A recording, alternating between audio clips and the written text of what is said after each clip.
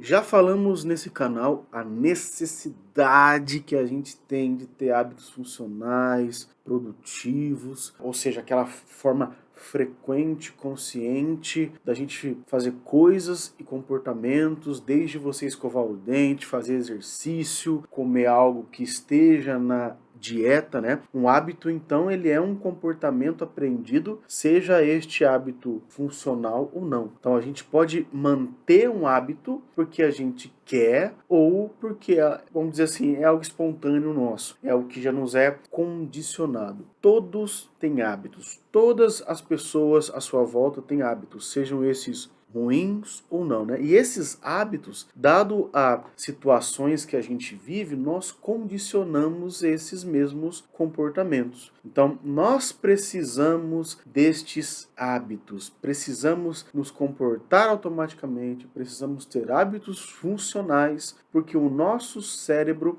isso ocorre para que ele demande menos energia em algo muito mais automático. Você aprende a dirigir, você sabe para onde vai, você pega aquele mesmo caminho, você tem um hábito, né? É aquilo que a gente chama, né? É uma questão de hábito. Nosso processo motor nesse sentido, por exemplo, né, desde pegar um copo d'água, você pegar um talher, você ler, você ir para algum lugar, por exemplo, é algo que nós fomos construindo e coordenando ao longo do nosso tempo de vida. E nós condicionamos assim nossa visão, nossos pensamentos para alguma coisa que nós desejamos ter, o que nos faz pensar que é indispensável que nós tenhamos esses hábitos para que a gente, por exemplo, assista uma série depois de um dia longo de trabalho. Sim, existem hábitos que auxiliam você também a descansar. Nem todas as situações são produtivas, né, para a gente, mas quando o nosso ambiente é ruim, aí parece que é pior. Você pode ficar sem fazer nada, né? Isso também pode ser um hábito autoimposto e aprendido. Então, sim, a gente pode gostar de não fazer nada, a gente pode gostar do sedentarismo. Afinal, o nosso corpo, ele fica inerte durante um tempo, dado a determinado tempo que vai se alongando com os dias, nós vamos nos acostumando, que vai virando semanas e semanas, meses e até anos, como é o caso de pessoas que têm a depressão, por exemplo. Sendo que atividades, nesse sentido, elas podem expandir como nós vemos uma determinada situação que nos é disfuncional. Então, quando você quebra também esses hábitos, essas atividades que quebraram esses hábitos vão auxiliar você a encontrar o ponto por que o seu comportamento é disfuncional e por que você não está produzindo. E quando nós chegamos a essa questão, é de se pensar por que eu estou agindo desta maneira. E aí quando as pessoas pensam, então eu devo agir perfeitamente. E esse é o problema. Isso é uma das coisas que contribui para que a sua saúde mental ela vá para o beleléu. Por quê? O perfeccionismo ele é uma das coisas que mais afeta a nossa saúde mental. Dado ao fato de que quando nós definimos metas, uma das coisas que a gente tem que entender é que nem sempre a gente vai chegar naquela meta 100%. A gente sempre esquece de observar a total realidade e se realmente a gente pode alcançar aquilo, como é o exemplo de uma pessoa aí que ela deseja emagrecer 20 quilos em 2 meses, né? Que, vamos dizer assim, não é praticamente impossível, mas se ela não seguir uma dieta, se ela não fizer uma prática de exercício físico, pouco de 20% aí ela vai chegar nessa meta, né? Nessa meta proposta. Provavelmente ela não vai chegar nisso. O que nos leva a uma situação autoimposta, que é o caso da procrastinação, que é outra coisa aí que também que contribui e que afeta a nossa saúde mental. Dado a experiências ruins, muitas pessoas elas adiam as tarefas importantes por causa do estresse.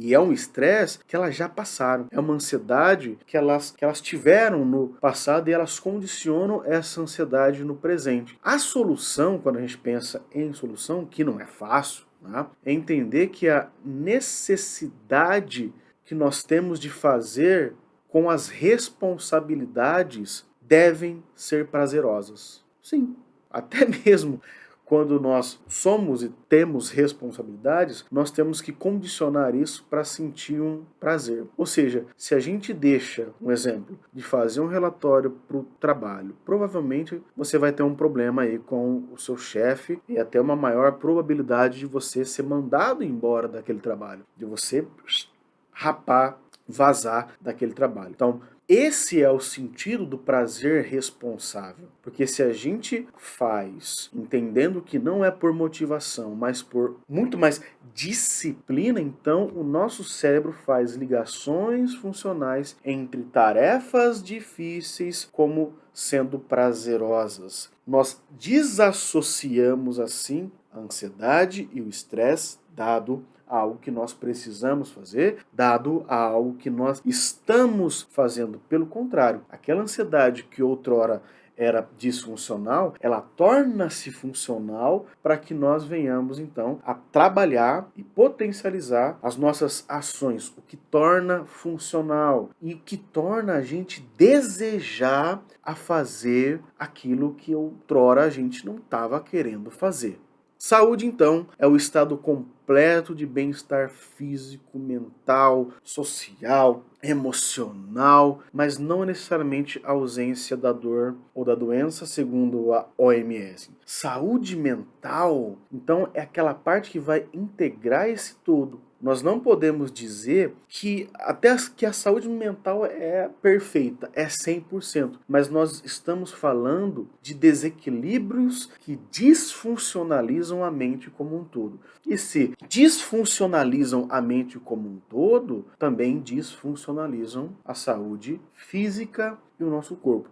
E para a gente ter essa melhora, para nós melhorarmos, nós precisamos então de equilíbrios, que vão muito além dos aspectos subjetivos ou do que pensamos, mas de ações no nosso cotidiano, na nossa vida, que vão alterar todo esse processo. O grande problema em não olhar para a saúde mental é que, nós estamos andando em passos largos para um abismo.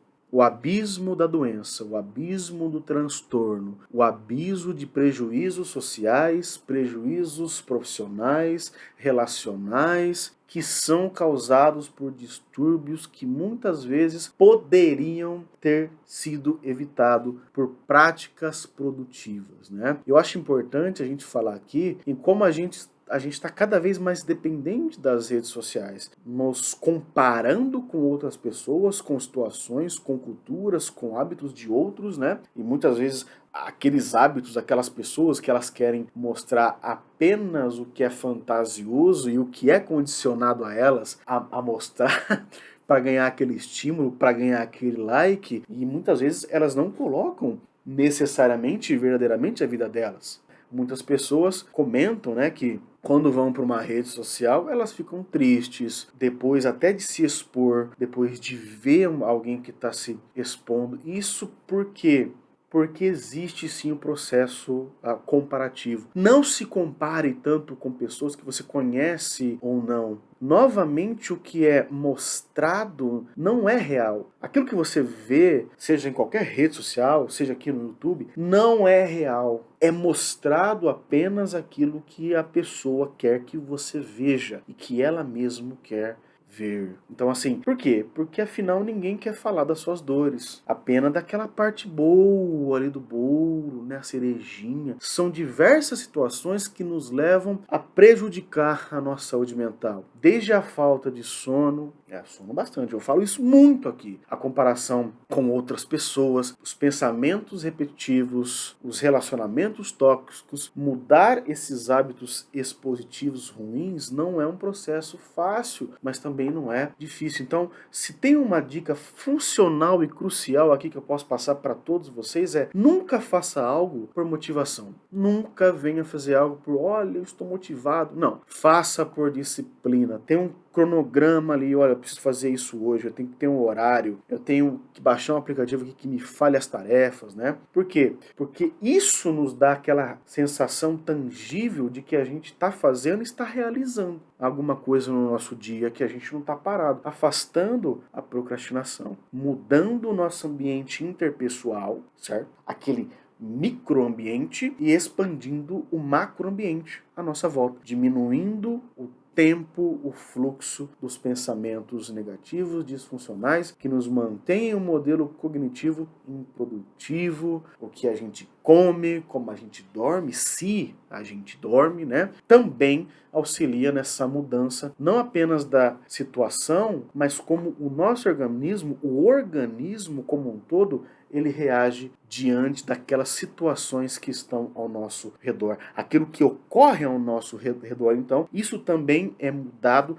dado a essa alteração consciente que nós temos de nós mesmos, do mundo, dos outros, do futuro e do nosso presente, né? Então, assim, mesmo que alguns genes, isso é interessante, pessoal, nossos genes, né? Nossa carga genética, o nosso DNA, a história familiar, mesmo que esses possam induzir, vejam que interessante, alterações químicas no nosso cérebro, influenciar o nosso comportamento, como a gente sente as emoções, a serotonina, né, por exemplo, que auxilia nessa mudança de humor, ainda assim a expressão desses genes, né, se vai acontecer alguma coisa ou não, se você vai ter predisposição para uma ansiedade, para uma enxaqueca, seja para o que for, ainda assim, esses genes são muito influenciados por fatores ambientais, ou seja, as circunstâncias que nós experimentamos, criando as situações favoráveis ou não, as condições sociais onde nós vivemos, se não vivemos. Isso quer dizer que nós sentimos o que sentimos. Dói porque dói? Por quê?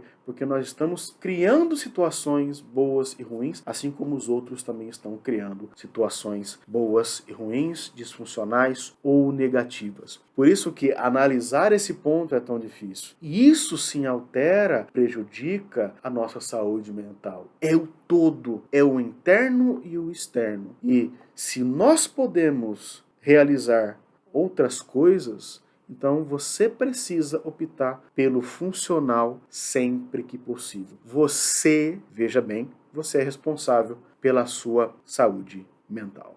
É isso, pessoal, mais um vídeo aqui no canal, espero que vocês tenham gostado. Não se esqueçam de deixar o seu like, curtir, comenta, compartilha com 3, 4, 5, 10 pessoas, porque fazendo isso vocês me ajudam a ajudar mais e mais pessoas através da TCC, das neurociências, das comportamentais aqui no YouTube, certo? Então, até o próximo vídeo, grande abraço e fique bem.